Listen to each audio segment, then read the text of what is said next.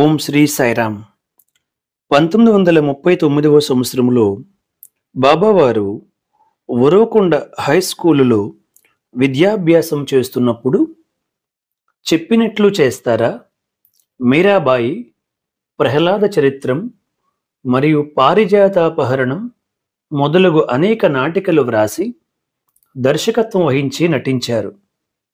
ఉరవకొండలో high స్కూలులో చదివేటప్పుడు శ్రీ సత్యం తనే స్వయంగా ప్రార్థనా గీతం వ్రాసి ప్రతిరోజు స్కూలులో పాడేవారు.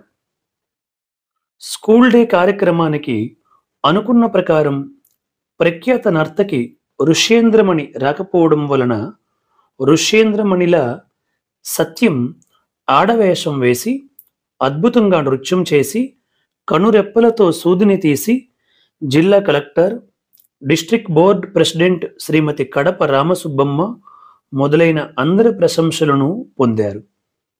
1940 సంవత్సరంలో సత్యానికి పిచ్చి పట్టిందని కదిరి గ్రామంలో ఉన్న భూత వైద్యుని దగ్గరకు కుటుంబ సభ్యులు తీసుకుని వెళ్ళారు. ఆ భూత వైద్యుడు సత్యాన్ని అనేక చిత్రహింసలు పెట్టాడు. తల మీద కత్తితో ఘాట్లు పెట్టి నిమ్మరసం పోశాడు, కళ్ళలో కలికం పోశాడు. కానీ సత్యం చిరునవ్వుతో బాధలు భరించాడు. కుటుంబ సభ్యులు బాబావారిని ఇంటికి తీసుకుని వెళ్ళారు.